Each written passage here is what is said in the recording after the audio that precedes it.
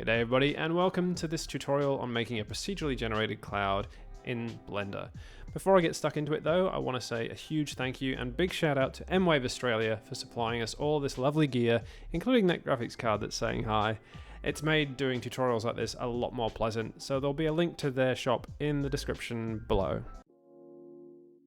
The first thing we're going to do is look at texture coordinates. If you already know hoops about that, feel free to skip to the next section. Essentially what texture coordinates do is they're a way of telling Blender how to take one set of data, like a three-dimensional texture, which I've got here, and apply it to a mesh. Now before we move on, we are going to be talking about things like origins of coordinate systems. Now you might be thinking, oh gosh, what's one of those? Well, essentially, here's Blender's 3D view. This is Blender's three-dimensional space that you work in. You'll notice we've got a convention here. That's if we move along the X direction, it highlights it in red, so red means X, and we can move positively, you can see the X number getting bigger, or we can move negatively, we can see it getting larger but in the negative sense. We can also move along the Y axis, which is green, and along the Z axis, which is blue. And all the origin of a coordinate system means is where it's zero. So the center of the universe, according to Blender's convention, is where X, Y, and Z are zero, and it marks that by where all of these lines cross. So you can see they all cross there at the origin. Let's go back to the shading tab. So texture coordinates. Now what I've done here is I've applied a spherical gradient texture to this cube. And on this cube, you can see here, I've displayed output of this node, which is actually the texture coordinates as a color. And to do that, you can actually do this really easily. You just take either the generated output and press Control, Shift, and then click.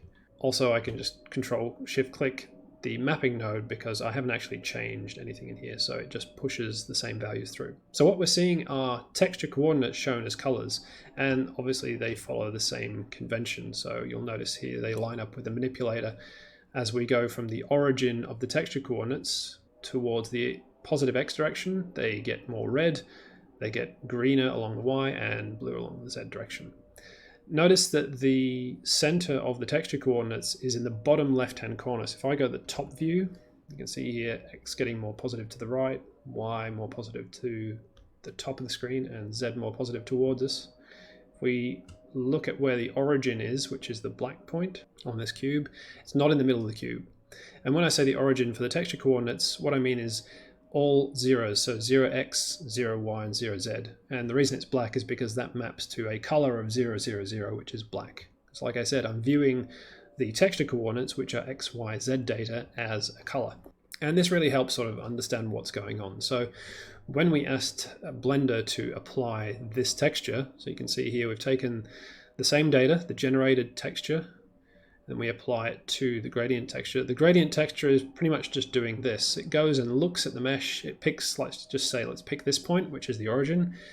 The texture coordinate value here is 0, 0, 0. So it goes over to your texture data and looks at what does it find when it goes and looks at that location, so X, Y, Z of all 0, in the texture.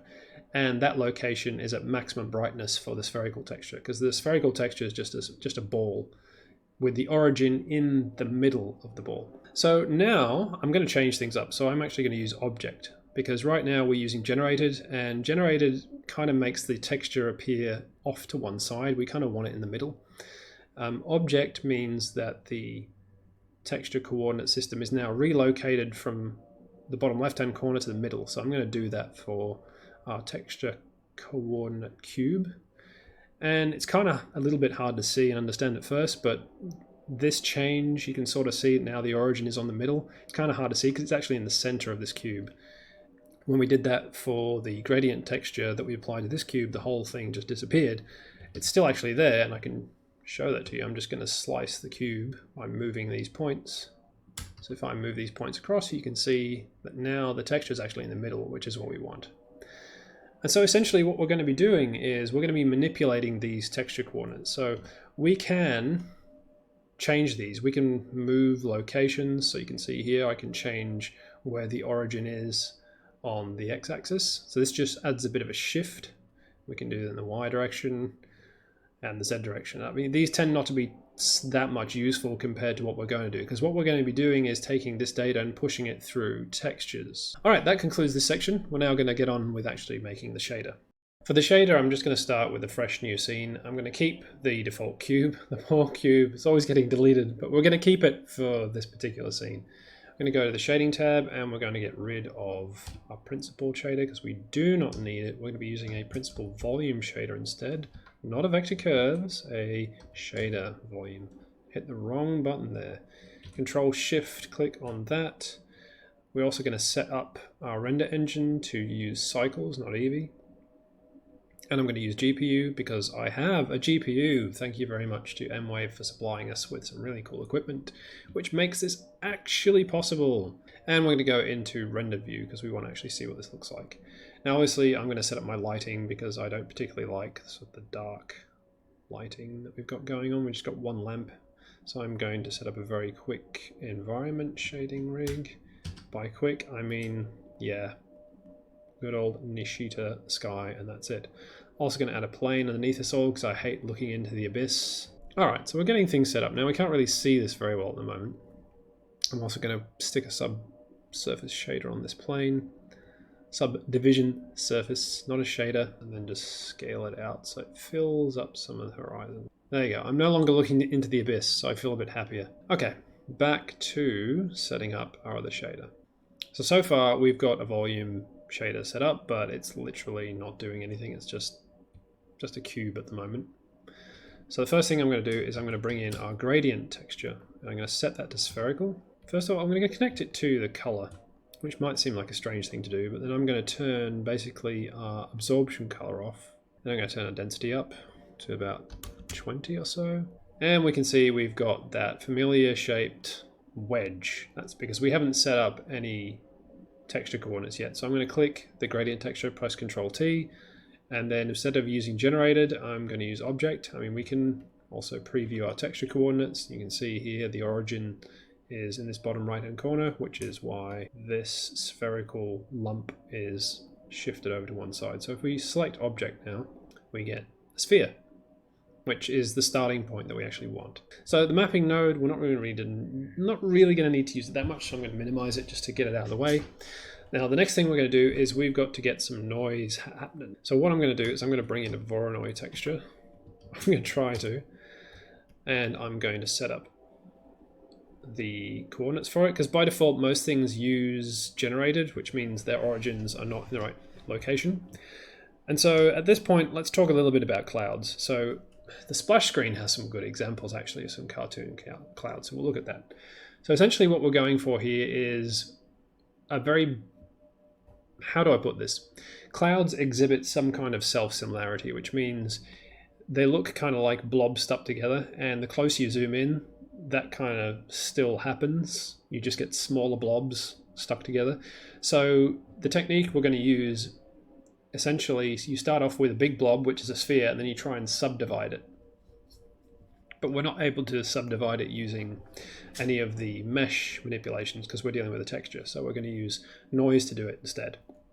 So we're going to try and sort of get to the first level of noise, which will be to make something that looks a little bit like these toon clouds. And the way that we can do that is if we preview what's coming out of the Voronoi texture from its distance output, you can see a whole bunch of cells, because that's what Voronoi is. And in the middle of each cell is a dark color, and they get lighter towards the edge. And that's perfect for what we want, because remember back to the texture coordinates, wherever we sample the gradient texture, so if we go back to looking at the gradient texture, wherever dark is, that means a coordinate of 0, 0, 0, which means the middle of the gradient texture. So everywhere there's a black little point is a little bubble. And I can prove that to you. I can substitute this just temporarily, and we get a whole bunch of little bubbles, which is kind of cute, but not really useful for what we want just yet. I mean, this would be kind of cool if you wanted, I don't know, a bag of cotton wool or something, I guess. It's pretty expensive to render though, so you could probably generate that a different way. But already you can see we've got the basis of what we want. We've got a way of generating a whole bunch of little cells or volumes or balloons stuck together. So let's go back to this, because we're going to have to mix these together. because I don't want just a scattered collection of lumps. I actually want to have a clump of lumps, if that makes sense. So I'm going to add a color mix node. Okay, so what does that look like? So now you can see our texture coordinates have changed drastically. This is without the Voronoi texture, which is just a typical texture coordinate, which means with this now pumped into our gradient texture, we should pretty much get exactly the same thing, and we do. But as we increase this mix value, things start to get a little bit weird. You can see we're getting closer and closer towards just the pure Voronoi texture with a kind of a clumping in the middle. Now, it's not exactly what we want. Mix is not a good mode for this because it's really just sort of blurring between one or the other, or interpolating, I guess. I'm actually going to turn the density up to about sort of 50-ish, and I'm also going to just make sure things don't get too weird, yo. One of the problems with using Cycle's gradient textures is crazy high densities introduce banding. You can sort of see it a little bit here. I'm just going to go over the top just to show you what I mean real quick. There you go. You get this banding effect. Now there's two ways of combating it. One is to drop the density. Whoa, so drop the density, which makes it go away. The other way, which is going to consume quite a lot more render power, is you go to the volume, you go to the materials tab, you go to settings, and you reduce your step rate. So we can go down to something like 0.1, which is going to make it a whole lot more accurate as well, but a whole lot slower. And now we should be able to get to densities of like 100 or maybe 100. And it's still smooth. So if I was to drop my step rate back up to 1, you can see, yeah, we've got banding. So banding's okay if you're previewing. It's nice and fast at least. Also, I'm going to put on adaptive sampling, so I forgot to do that. Okay, so getting back to our shader, the one thing we've got to fix here is we're going to use overlay, not mix. Because really what we want to do is we want to contain the cloud to just where this sphere is, more or less. And mix won't do that, but overlay kind of does, to an extent. So you can see here now we're getting a slightly better result because the cloud's being contained to that area where the sphere is. The only problem is the scale's too big. Remember, we want to start with a kind of cartoonish kind of cloud, which means I'll set my scale to be something kind of small. Okay, so that's not looking too bad. The only problem we've got is if I look at it from a distance, it's kind of like touching the sides, which I don't like, so I'm going to have to do something about that, where the mapping node's going to come back into play. So I am going to make sure that it's not touching the sides, so I'm going to shrink it a little bit. So I'm going to 0.75, 0.75. So now it's not touching the sides as much, but we've also got another issue. Like when you look at clouds, generally they're kind of like, well, let's look at the cartoon clouds again. See, they're kind of usually flat on the bottom. I won't go into the meteorological reasons of why, but you know, our brains tell us clouds have a certain shape. So, you know, inbuilt into our brains is this kind of schema that says clouds look like this. So we're going to fix that with the vector curves. Again, this is just manipulating texture coordinates. We can preview what we're doing at any time by doing Control-Shift-Click on the vector curves node, just in case something goes weird. That can give us closest to what we've done. And I'm going to use the same trick that Kent Trammell did in his tutorial, and we're going to warp the texture coordinates in the Z direction. So essentially you can think of moving this bottom point controls where clouds are vertically. So the further along I push this, the higher the clouds are inside the box. Now I don't really want to push it all the way up to the top, but what I do want to do is I want them to have a flat bottom, and you can do that by creating a knee in the curve and then pushing it up like this. And basically the higher you have the knee, the flatter the bottom gets, but you also get a lot of distortion up the top, which we can view. Well, it's kind of hard to see, but you can see that we've got the entire variation of Z going from the origin to max really stretched out. And we don't really want that. That creates like this weird sort of fading effect at the top, which is not what we want. Now, the lower we have this, we won't get as flat a bottom, but we will get much better results elsewhere. And plus you may find that you don't want it flat. Also, you can round the corners by pulling this over, but then you also get lumps in the bottom. So you do kind of have to mess around with it a little bit. Okay, so we've got something that's cartoonish, cloudish-ish. I mean, we could sort of stop there and say, hey, look, here's my cartoon cloud, and shade it properly. Obviously, we'd want to do some things to it for looks, but we'll do looks kind of last. Right now, we're just going to get the shape. So what we're going to do next is we're going to add the next layer. So I'm going to sort out my node network first, because it's very messy, and I would like things to be a bit neater. I'm going to do the same thing. I'm going to add a layer reroute, texture coordinates dealt with, add another color mix node in there, and I'm going to move this one across, because we're going to obviously mix things like that, overlay, and then this will go into vector. All right, so this is our second layer of noise, and this kind of starts to break up the cloud into smaller puffs of cloud, which is, typical of what you might see of something like, I don't know, if I'm up on my cloud terminology, a cumulonimbus or something like that. So, it's quite bulbous and fluffy. But what I am going to do is I'm going to take the scale down to about 3, because we're going to have some more layers. And I'm also going to reduce the overlay a little bit, because I don't want it to break up too much. But this is looking okay-ish. We need, obviously, another layer of noise, and then we're going to look at actually adding some other effects to give some wispiness. Because at the moment, all we've got is Voronoi cells, which are like, these kind of like balloons, which are all pushed together. Which again is probably great if cartoon cloud is what you're going for, but maybe not so great if what you're going for is, photorealism. So let's put another layer of noise in here. So we're going to duplicate frame, move it down. Okay, slightly better. So that's 3 layers of noise. This one I still want to make a little bit smaller, so we'll go down to a scale of about 4. Again, we're just looking for basic structure. We haven't added any wispiness yet at all, because really I'm trying to get something that looks good in terms of its scale. So the scale of the first level to the second level to the third level. Again, clouds have that sort of self-similarity where they have a kind of bulbous appearance, which as you zoom in is still bulbous, and as you zoom in it's still the same thing. So that's what we're emulating here with this kind of like layers of noise. We're trying to get that same structure, but obviously what we're missing is we're missing the other features, which are the fact that, those bulbous things are not just spherical. So the next step is basically just adding some more noise. I'm going to do that just on the last layer. You can add it to every level if you wish, but I've found it works actually pretty well if you just do it on the last layer. So let's do that. So what we're going to do is we're going to introduce some noise before the Voronoi texture. So I'm going to add a noise texture, and what I am going to do is I'm going to mix in this noise texture.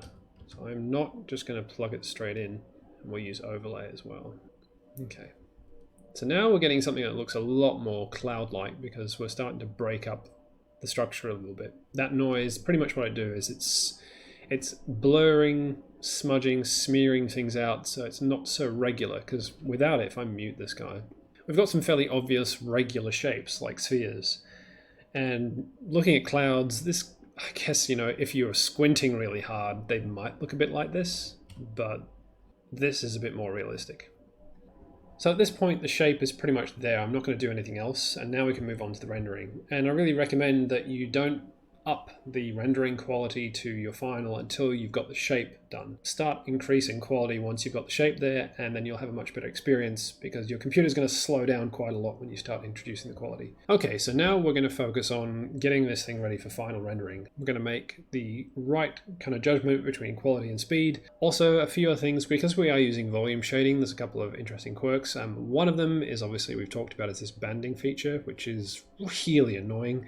The only way out of the banding thing is to increase your, well, actually no, decrease your step rate. So currently we've got it set to 1, which we don't really want, because that introduces that banding feature.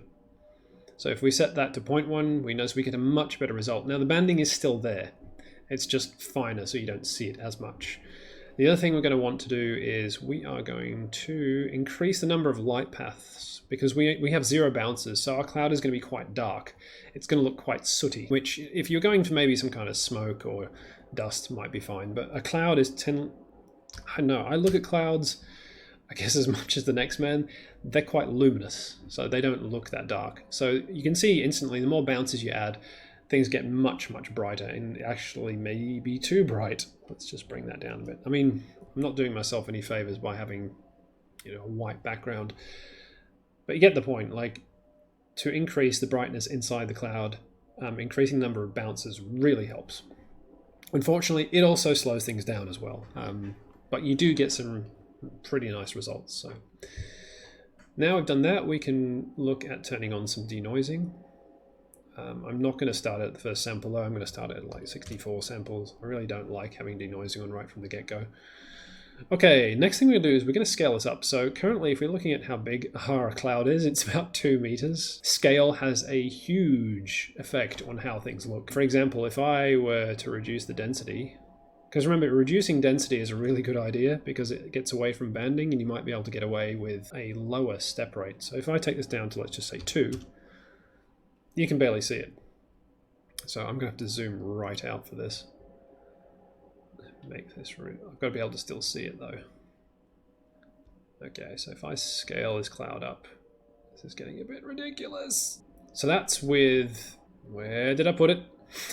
So that's with a density of just 2. And you can see all of a sudden it looks like almost exactly the same as previously when we had a density of, actually what was it? I don't know.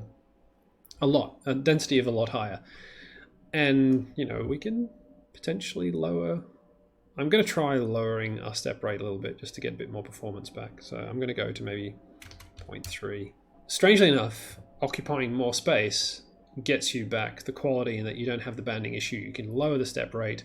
You just have to have a bigger cloud. So it's about 100 meters now, which is probably more realistic. I mean, if you think about it, 2 meters of cloud should be quite transparent. 100 meters of cloud should be pretty thick. So volume rendering has that quirk. Scale actually matters a whole lot. And you can get a much better result. See, you know, we're not getting much banding. We're getting a cloud that looks weird because it's got this disk in the middle of it, which is my plane, which now has been dwarfed. So I'm probably going to scale this up. Another thing you can do is if you can tolerate viewing it from far away, it will render a lot faster because when you have at least with adaptive sampling on, I believe, it's only going to be slow in this region here. So the closer you're zoomed in, the slower it's going to go. So if you're previewing and you can tolerate being further away from your cloud, the better. I may up the density a little bit. Remember that sort of dangerous, that annoying relationship between the banding effect and how dense things are, so you can't go too crazy. But with adjusting the scale to something that's more like the size of a real cloud, we can really get around some of that and you can pretty much make that banding go away. Some of my earlier work on Twitter and Instagram, you can see there's a lot of banding because I hadn't quite dialed this technique in.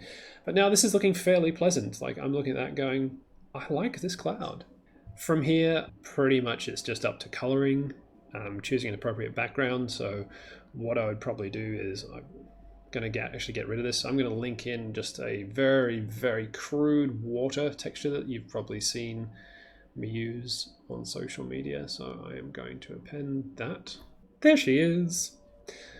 We'll get rid of the other one. So the other plane, move that down. So that's underneath the cloud. Zoom way out and, oh no, way out, way out. Okay, so we're getting close to finish. I just want it to sit underneath, and I'm also going to grab its subdivision modifier, sorry, and make it look rounder, and then scale it up by, you know, like 200 or something, just so it's out to the horizon. Because we've scaled things up, in fact, what I probably could do instead is just go apply scale. There we go. So essentially what I'm looking at now is the problem that we've got something that looks like a splash of milk. Like there's not it doesn't really feel wispy. So what I'm going to do is I'm going to put a color ramp here. Let's use ease. Okay, I'm just going to let that render out and see what we get. Okay, yeah, that's a bit better. It's not as defined. There are still a few bits which I'm like, yeah, I'm not sure, but I think that's now down to shape, which we can edit using this slider here. Okay, now we've got to set up a camera because our camera is currently stuck somewhere in the middle of this enormous cloud. So if I pick on where it is, like, I probably should actually just make it larger so we can see it. So viewport display, Size. Okay, there she is. What am I looking at? Okay, so it looks like it's clipped. Our limits are too far. Clip start, clip end, 100 meters, that's why. 200 meters. Alright, so we're not really seeing any banding or anything like that. So I don't think we need to really drop the step rate, which is good for performance. So I'm just looking for all the final things that I want to set up.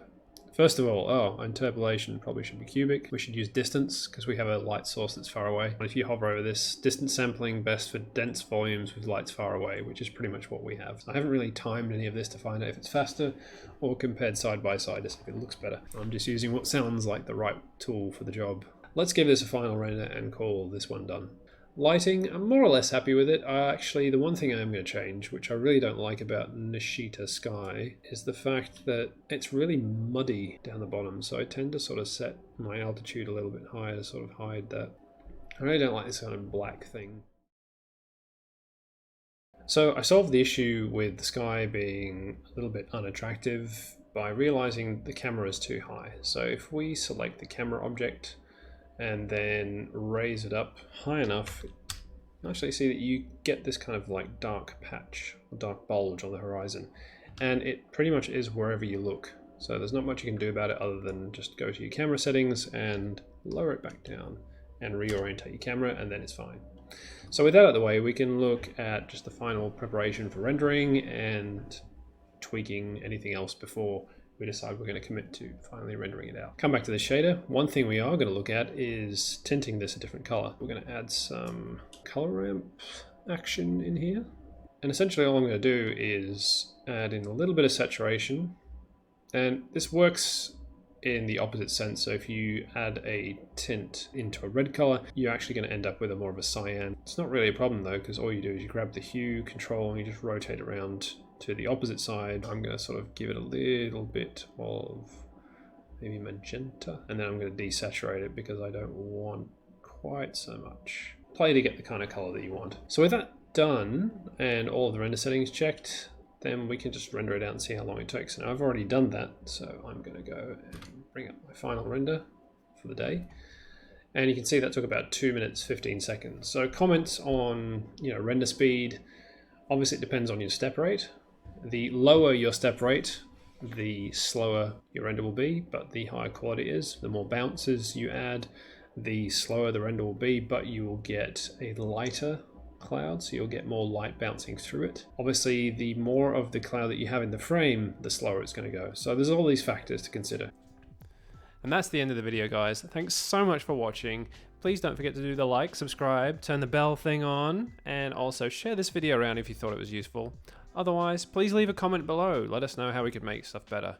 And if you're interested in grabbing the files for this project, you'll be able to do that if you're supporting our development fund. There's a new area in your profile account where you can actually go and download this entire scene and just use it however you like. It's going to be Creative Commons licensed, so why not? If you're interested in supporting our development fund, we do make other things like rend farm software. You can check that out. There'll be a link to all this stuff in the description below. And until next time, see ya.